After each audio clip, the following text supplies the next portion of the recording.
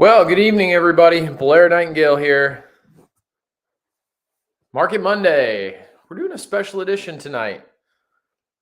We got a lot going on in the market right now. So we needed some more time to cover this tonight. No point in going over other stuff right now. And most everybody is wondering, hey, what the heck is going on, right? What does this mean? What does this not mean? I want to cover that tonight. Of course, if you're joining us first time, this is Market Monday. We do it every Monday night at 6 p.m. I had a couple people email me and reach out to us at Tradeway. Hey, where can I watch this? If you're on Facebook, YouTube, it's easy to get to. Obviously, if you're here right now, you know that. But I know this gets sent to some people as well. And you don't have to register or anything like that. You can just come right on in. So appreciate you guys coming. Glad to have you. Market Monday. So big news this week. It's interesting. Friday was the jobs report, right? So we're waiting on this jobs report. Everything is fed. The market is obsessed with the Federal Reserve. Powell was the chairman who testified last week. Last week, he spoke on Tuesday and Wednesday. That was the big news item. Hey, we're going to be aggressive on rates. We're going to keep pushing rates higher. As I'm sure you have noticed, things are getting more expensive. Inflation has been happening, and they're trying to pull that down with the most aggressive rate hike program that they've had in 40 years, which basically just means the interest rates on money, everything that they borrow, right? Companies, banks, and it trickles down, right? Obviously, home loans. I saw an article earlier today, home loans, that 30-year rate got just over 7%, and that's come down some, but we're not only seeing inflation, but we're seeing interest rates rising, and the one is meant to combat the other. The markets have felt some pressure from this, okay? Now, here's the thing about the interest rate hikes, okay? We've talked about this before, but let me just start here, okay? Interest rate hikes are really meant to slow down the flow of money, okay? It takes a lot to push the inflation out of the system. Now, there are different opinions on whether or not these rate hikes are even going to be successful at doing that. But the idea is that as money becomes more expensive in a way, right, then there's less borrowing going on. If there's less borrowing, there's less spending. If there's less spending, it can cool things down, right? We can start to see inflation and prices come back down. They're looking for a 2% target. We're still well above 6%. So that's the idea. What's the problem with that? Well, the problem with that is that when you are making the economy cooler, I'm thinking of the right way to say that. Well, who's to say you don't make it cold, right? Who's to say you don't just cool it down, but you actually can tip us over the edge into a significant recession? Well, that's what's happened in the past. In fact, every single time we have had the exact, I shouldn't say exact, we've had the economic conditions that we have right now with this kind of what we call monetary policy, money policy, right? Raising rates like this, we've always gone into a recession and seen high unemployment. Now, the interesting thing about where we're at, I'm going to talk about the banks in a second. It's all connected. And I want to go from there to, well, what does this mean for your money? Both your money in the bank and the money that you have in the markets, or perhaps don't yet have in the markets, right? We want to make sure we address both of those. But it's all, guys, this is a link in a chain. This is all connected. And you know, I will just say this. I was thinking earlier as I looked at what was going on here, you know, big Wall Street money, big banks, if you and I don't learn how money works, we don't have to be a Wall Street employee, right? We don't have to work on Wall Street. We don't have to be a financial advisor. We don't need to have to be a mathematician, right? We don't have to do that kind of stuff. We don't need a securities license. okay, to just understand how some of these things are working so that you and I can feel like we are able to make better decisions in the midst of these things so that they're not happening to us. In fact, in some ways, we can make these shifting conditions happen for us. We're not going to cause them, but there are ways that we can benefit from these things that happen. Not that we want things like this to happen, but what happens in something like these banks failing? Money starts shifting. Money's just moving around, guys. Right? You see the big headlines. XYZ stock wipes 2 billion off the books. Not exactly the way it sounds. That company may lose some money. The stock value may have gone down. Some investors may have lost money, but guess what? It just went into someone else's hands. It just transfers. It goes somewhere else. The money moves. So when money moves, if you and I have an understanding of why it's moving and where it's moving, what if we could get in the middle of that transaction at some point? That's really all we're doing, right? As investors. And times like this create uncertainty. And uncertainty means that you and I need to understand, yes, where our ultimate security is, but what can we practically do? I want to talk about that. But also, I want to look at, well, how do I get in the middle of that movement? Because not only do I want the security, what if I could gain from this as well, right? Now, again, I want to be very clear. I'm not saying you are directly causing a bank to fail, for example. I'm saying anytime when money shifts places in the markets, that's an exchange that could present an opportunity to you and I. So that's really why this is all important. Security. I like to say with our money, when we're educated in our money, we can protect and we can promote. It's both. Sometimes people just focus on the promotion, not much for protection, right? But it's not what you make, it's what you keep. Now, some people protect, and they never multiply. The guy who buried his talent in the ground, well, he protected pretty well, but he didn't multiply, right? And that was not the reason that he was given the talent in the first place. All right. So back to what's happening with interest rates. The Fed raises those rates. A soft landing means they raise the rates, move inflation down, prices soften for you and I. There's not as much pressure on American families and households with, gas prices and food prices. And oh my goodness, the price increase I can see even in Texas at Costco last week. I was like, wow, this is real. Not that I hadn't seen it, but it was, I've been out of state for 3 months. And I got back, and I expect California to be expensive. Okay, but I got back here and I was like, holy smokes, it's actually pretty expensive here too in comparison. So that's inflation, getting it down. Soft landing means we can avoid a recession. We can avoid a recession and cool things down, get rid of inflation, right? Takes some time, but that's the idea. Of course, the other alternative is what they call a hard landing. A hard landing meaning we're actually going into a recession. Now, what's been unique, and I've talked about this on here before, if you really want to watch where we're going with a recession, one of the things we got to pay attention to is unemployment. Normally, unemployment goes up, up, up, up. Now, that's where this gets interesting, guys, because there's not a lot of sectors of our economy where unemployment has really climbed a whole lot, which is why the jobs report on Friday was so important. Just to see, hey, how are we doing here, right? Well, one of the sectors in our economy that has been getting hit harder is tech. Tech has been getting hit harder.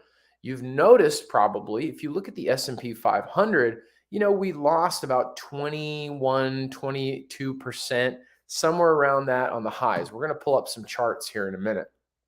But the NASDAQ got crushed.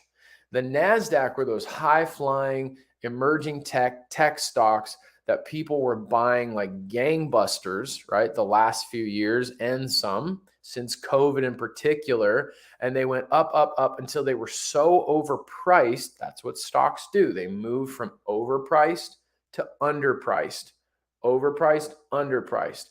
These were overpriced, and to a very significant degree, they sold off really, really strong. If you want to know, go out and look at Cathie Wood's ARK Innovation ETF, right? ARKK, and you'll see what I'm talking about. Okay. Tech got crushed.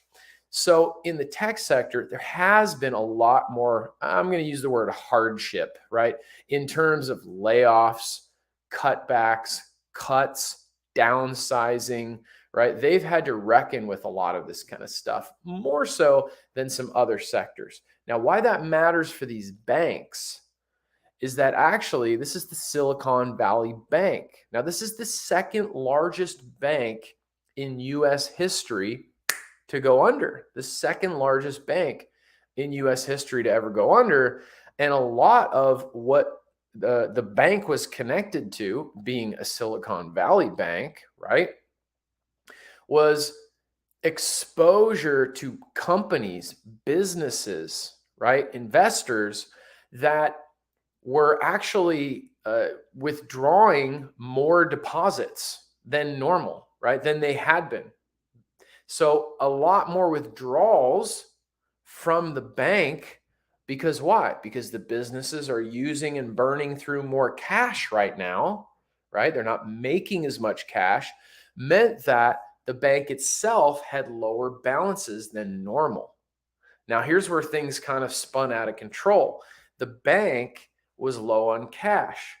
So what they did, and this is what I want you guys to catch. This isn't just history lesson. I want you guys to catch this, okay? What the bank had already done was they take their money and they invest the money in assets.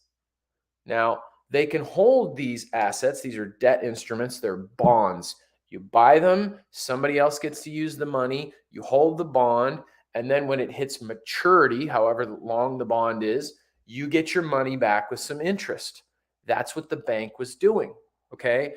Now, they had done this, but since they had a low cash balance, they sold bonds that were not at maturity at a major loss because they needed money.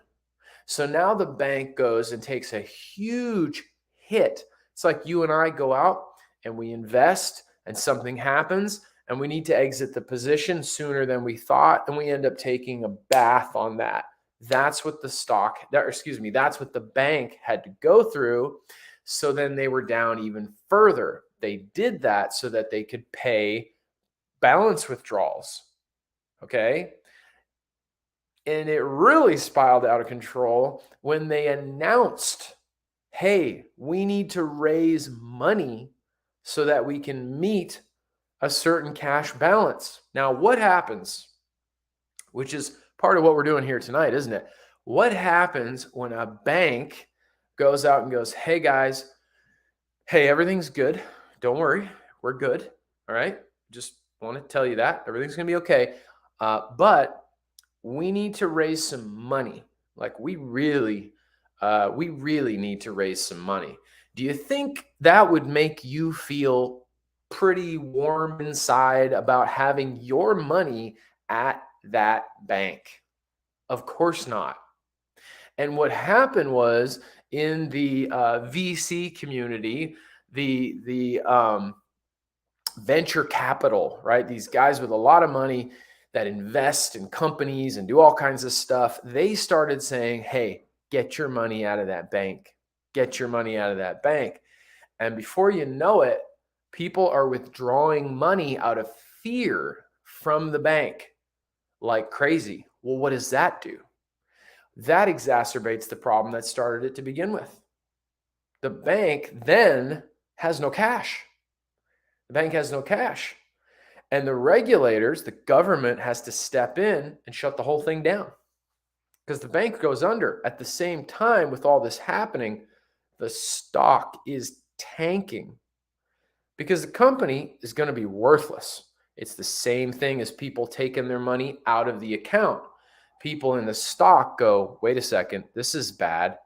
Big time selling, let's get out, which only increases the selling, which only makes everybody else want to get out, which increases the selling. And that's how you get a stock crash. Now, regulators on the stock side have some things in place we call breakers, where stocks can only fall so far, and then they get a breaker and they stop, okay? And there's a pause, and then they re-engage trading. And if it drops another certain amount, it'll stop. And eventually they'll halt trading for the day. Trading was halted on this stock, and the whole thing went under. Now, this is the second largest in US history, like I said. The third largest one in history also happened this week. Now, it was interesting to me because at first it was in the news and nobody was talking about it. Okay, so the Silicon Valley Bank was the second, Signature Bank was the third. This is another bank that goes under. And I won't go through the whole detail of what happened with this specific bank. But the point is that the environment that we are in, is creating pressure through the economy.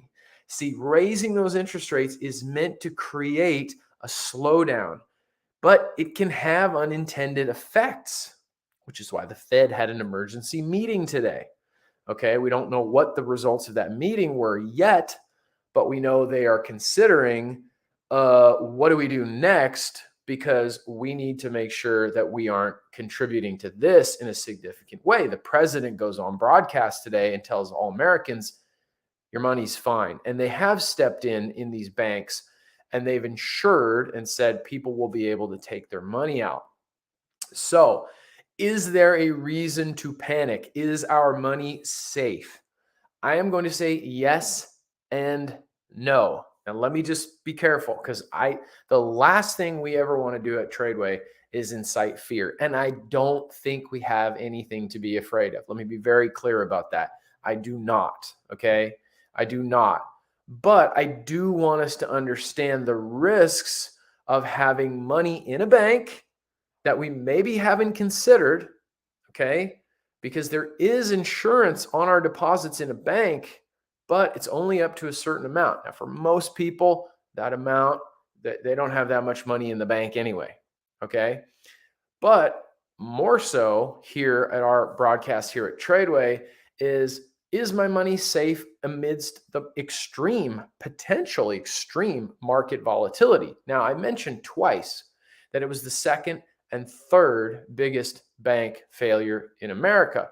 Well, of course, the first was Washington Mutual, and that was in 2008. Now, I won't go into all of what happened in 2008. Honestly, I kind of nerd out over this stuff. But the point is that banks got in big on some investments of mortgage-backed securities, and the housing market failed, which caused the securities to fail. Essentially, the investment that the banks were in and thought was almost a sure thing, which, by the way, there's never a sure thing in the market, and 2008 proved it. They were so highly leveraged, it almost took the banks under. Okay, now here we are in 2023, and we're starting to see banks fail. Okay, part of what's happening here is pressure in the economy affected the bank, and the bank had to get out of some bad investments. It's not exactly the same as 2008. But what I want you to understand is that banks invest money. And this is the part sitting on my couch just to my left. I got up today and I was like, man, if we don't understand how money's really working in the system, all the power every time is in Wall Street's hands. It's in the bank's hands. I look at these ridiculous advertisements for high interest savings accounts, high yield savings accounts. And some banks, for some people, can get rates that are significantly, in my opinion, higher than what most would offer. But these so-called high interest savings accounts, they don't even scratch the surface on inflation. They tell an unknowing public that we're giving you something for putting your money with us. And really, they're giving you practically nothing and selling it like it's amazing. And I'm not demonizing the banks. What I'm saying is when we don't know, they can pretty much say whatever they want. Okay. Again, I'm not saying they're doing anything illegal. I'm just saying they can sell us a bag of rocks if they want to, if we don't know any better, right? So it's really, really important we understand. And the big thing is that banks invest money. They take money. They take our money. They do not have to have all bank deposits that's on slip. They don't have to have all of that cash on hand. They are required to have a certain balance of that cash, right? This is the reserve banking system. There's a certain amount of the cash balance they have to keep on hand. They don't have to keep it all. Now, again, I'm not inciting fear here, right? Because this has been this way for a long time. But what I am saying is, we have to understand that bank is investing my money, right? They don't just let it sit there. We tend to do that because we don't know how to invest it in many cases. I did that for a long time. I didn't know, right? I didn't know what to do with it. Maybe you guys did. Maybe some of you guys grew up in that home. You grew up in that household. You knew. I don't know, right? But I didn't know that. Now I do. Well, banks, they don't do that. They don't just let money sit. They invest that money, okay? And banks have activity that can be risky, that actually can impact us, right? And that's more so what happened in 2008, okay? They went deep into risk that they thought would continue to pay out forever, and it didn't. Okay. So the one thing I want to recap on here is number one, this is not exactly like 2008, not what we're seeing.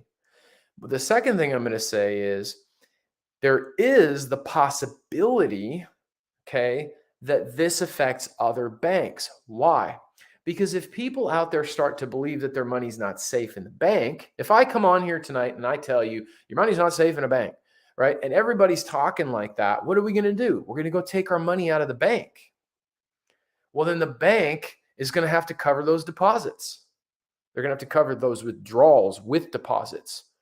And maybe they take losing positions. Maybe that, right?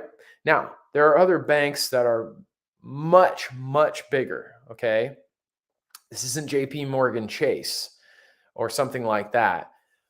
But what we don't need to do is panic and go, all right, I need to go take my money out of the bank right now. Okay, that's what we don't do. That becomes a self-fulfilling prophecy, and ultimately, that's what happened in Silicon Valley Bank. It became a self-fulfilling prophecy. The bank was in trouble. The bank needed some help.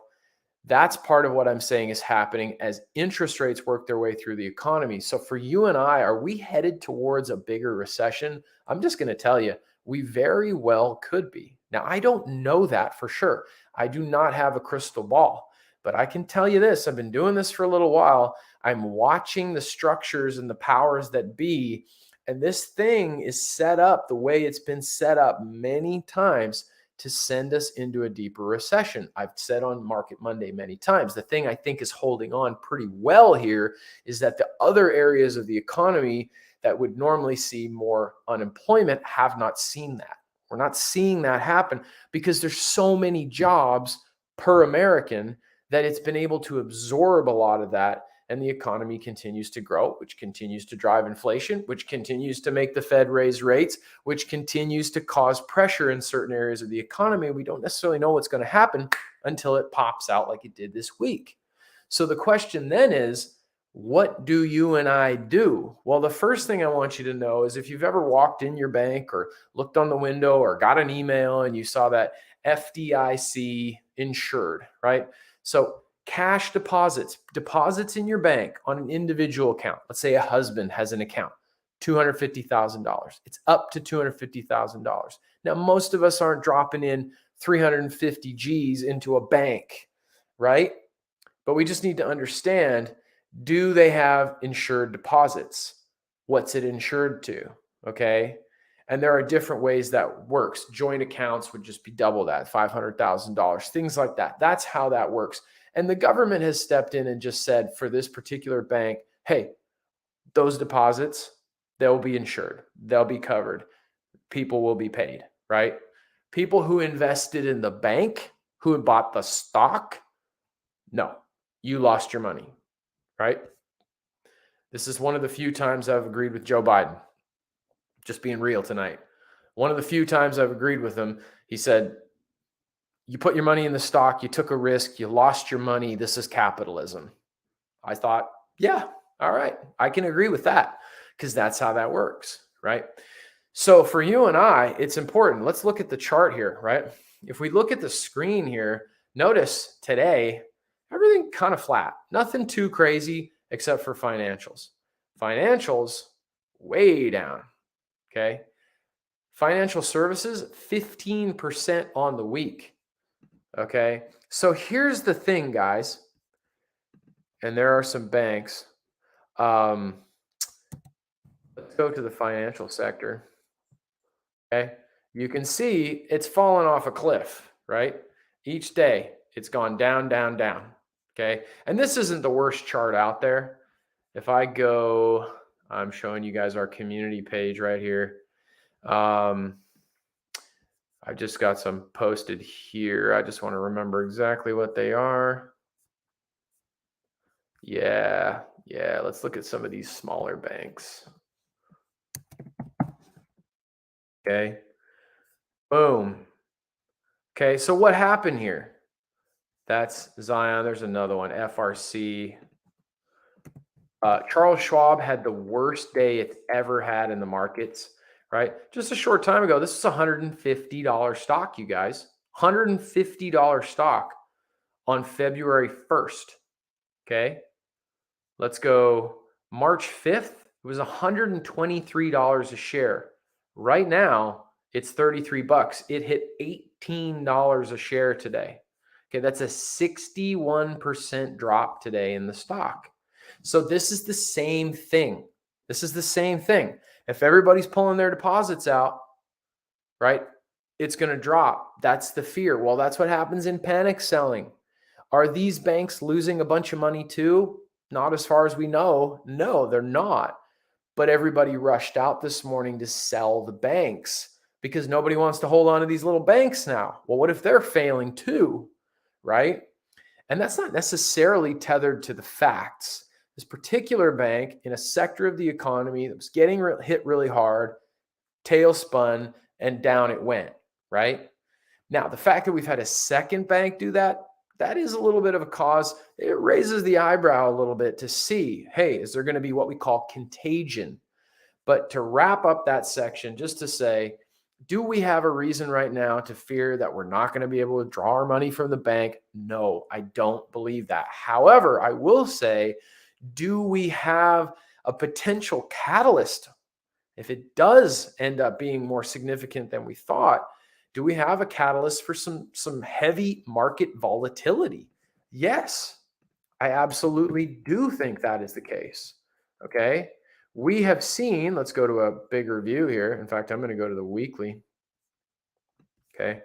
We have seen this break of the weekly trend here. We came down, we made a low, we made a high and bounced and failed. Okay. We're now, you can see we're basically just along this low here and right there. Okay. So we've actually broken out of that trend. So do we return to the lows down here? Depends on how the Fed responds. Tomorrow morning, we've got a CPI, which is inflation. Okay. We've got CPI and PPI this week, which is a reading on inflation. Are things getting more expensive or less expensive? So there's a lot of stuff on the table right now. And as we move forward, if we have long-term money in a position of exposure in the markets, this is something we've already seen over 2022, right? Do we have things in place to protect the money that we've made? Okay, this is where I step away from the bank side of things. Because remember, is my money safe was the question we're answering. I said yes and no. I've now answered yes. Ultimately, I believe yes. But what do I mean by no? Well, when I mean no, if you've got money in the market that you don't have a plan for protection on at all, that's a problem because we've already seen a significant drop. We at Tradeway, we do not believe in buy and hold to the bottom. We don't believe that because we don't have to do that. And we believe that the bottom, the drop, I'm going to say even, that is an opportunity for us to profit on the way down and sets us up for great opportunities when stocks are cheap again. I don't want to lose all my money. I don't want to give 40% of my portfolio. Okay. Just the other day, I was looking at one of the few actively managed mutual funds in the country that actually has performed as well and slightly better even than the S&P 500. Okay. Now that's before fees, but still, right? This is one of the very few that has performed better than if you just bought the market and held the market.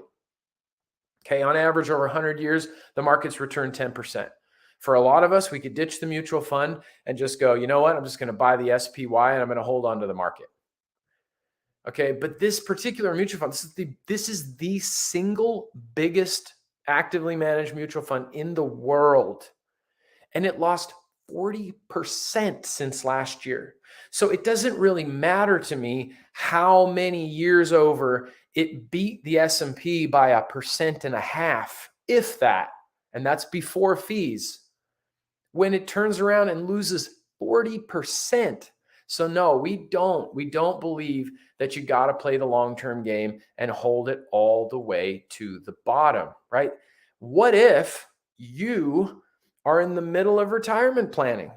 What if you are retired? What if you're going to retire right away? What if you're not, right? It's not a part of retirement and you've been building an account because you're going to use that cash flow and you just lost 40%. Now, the market didn't drop 40% last year.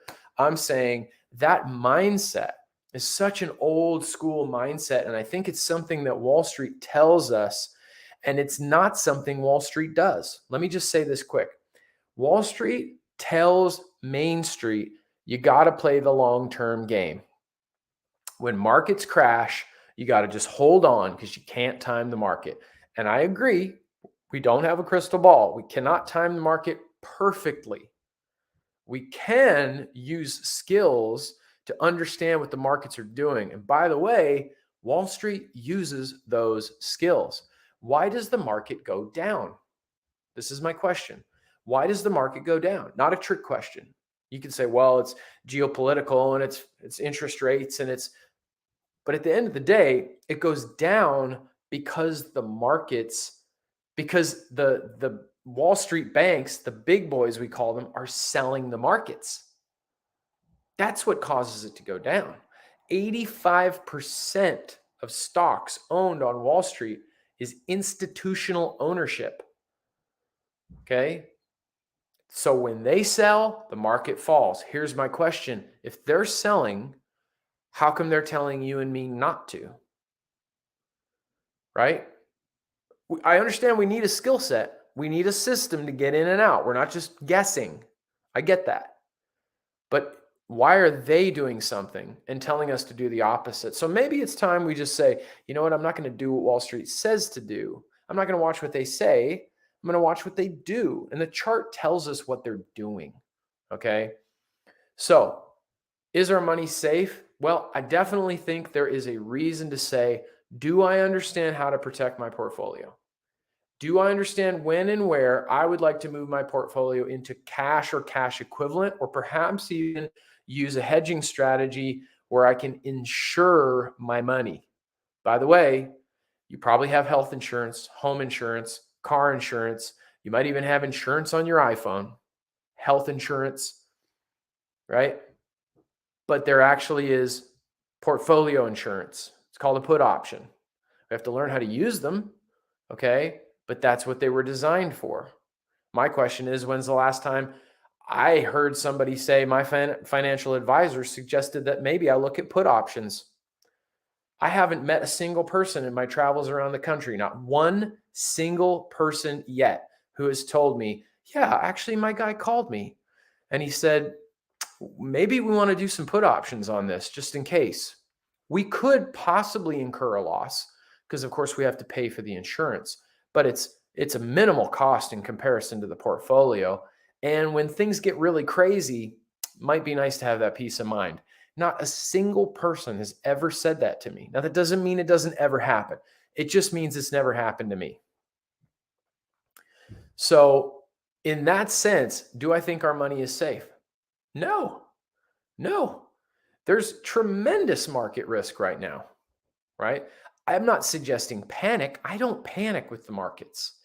I don't freak out with the markets anymore, right?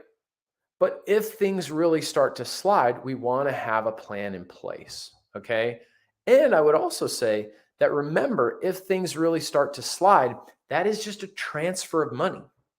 That's money transferring, okay?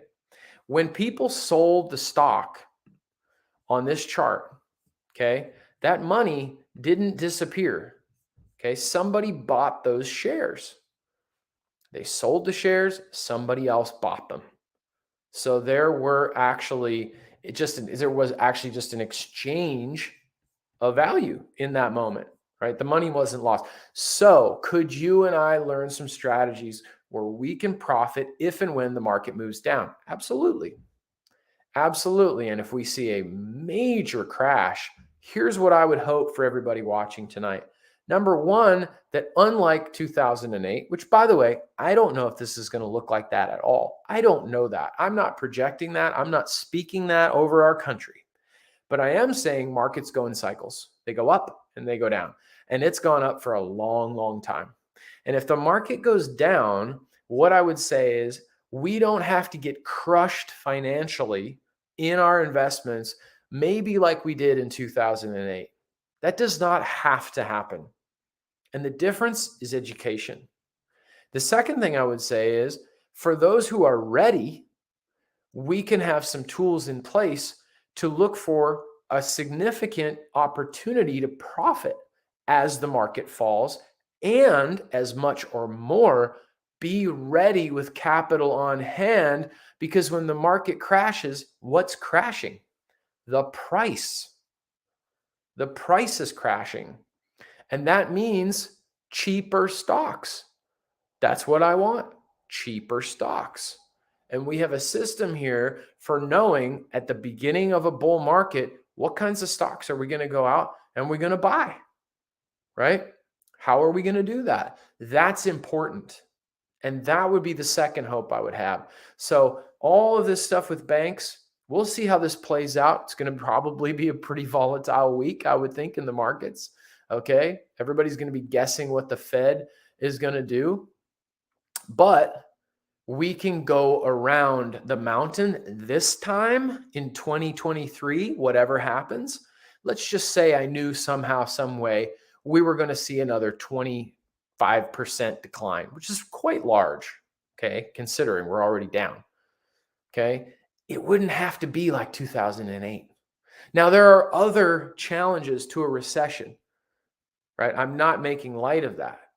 But I am saying in terms of our money on this side, doesn't have to look like it did. A lot of people in 2008 sat back and watched their retirement and their investments and the opportunities that they had pass by and get crushed because they didn't know what to do.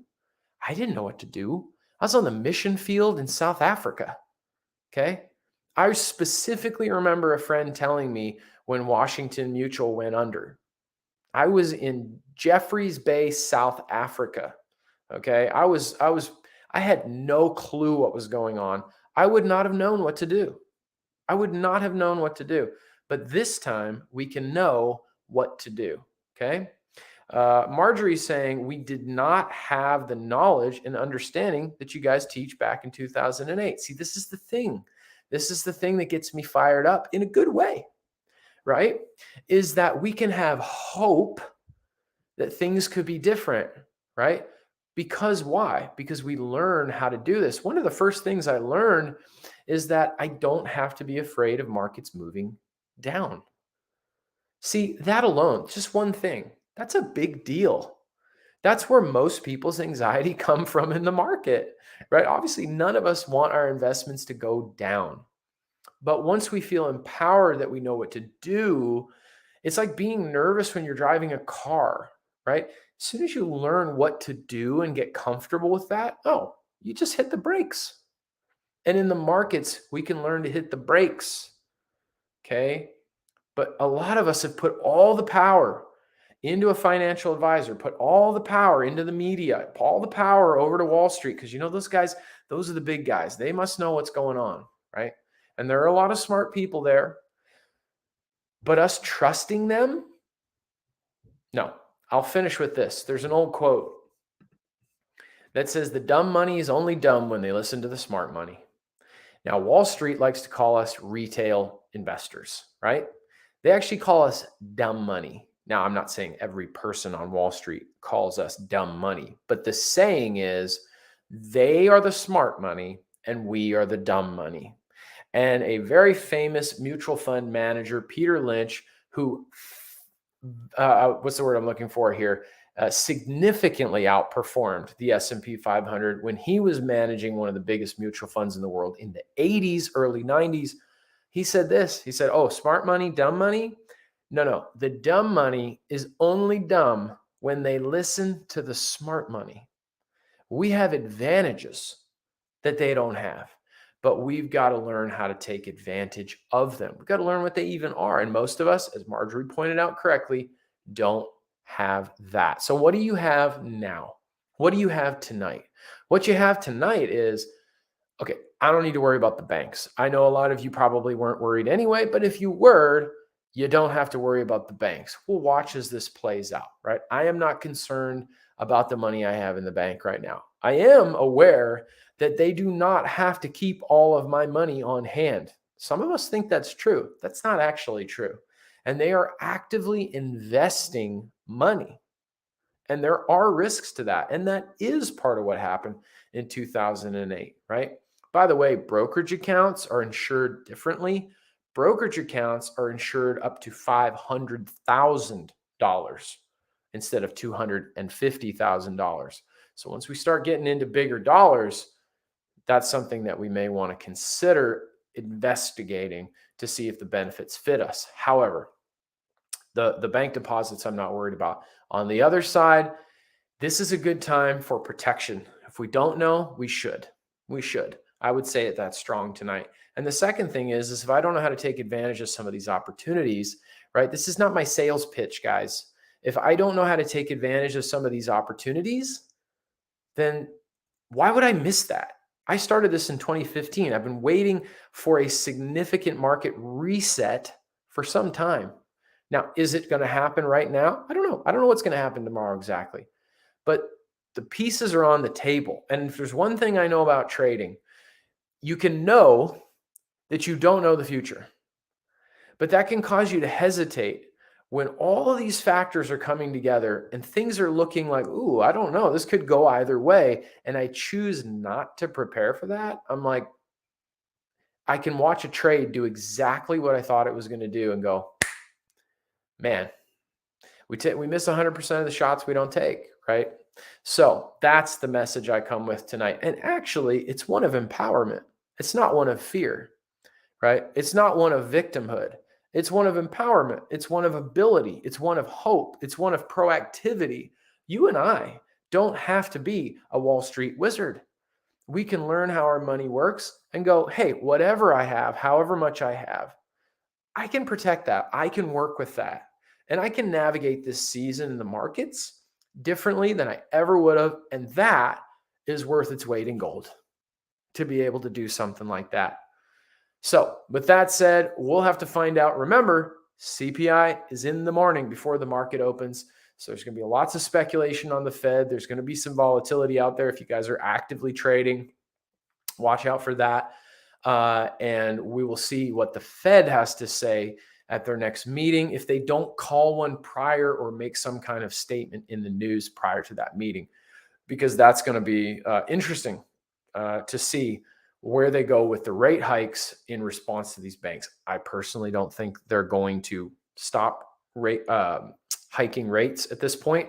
If anybody's curious, I don't. Maybe they don't raise them as significantly, but I still think they're going to do it. I don't see any reason for them to not do that at this point. shrinking the economy in different ways is exactly what they're intending to do. And so that's what I think they got to keep doing. So we'll see what happens. All right, guys, Market Monday right here. Thanks for tuning in to a special episode. Appreciate each one of you being on. If you haven't liked on Facebook, subscribed on YouTube, go ahead, click that right now. Let you get an idea of what we do Monday, Tuesday, Wednesday, Thursday, every single week. If you're interested in taking that Step 1 Start Your Journey course because you haven't taken anything with Tradeway yet, you can head on over to tradeway.com, click the live event tab, and we can get you registered for a live event right there. Okay. Thanks, guys, so much for being on. If you know somebody who wants to watch this, I got a Facebook user out there who's tagging some friends in it like crazy. Send it on over to them. Let them know. If they're a little worried, bring them on over here. Maybe this is exactly what they needed to hear. Okay, guys, thanks so much and good night.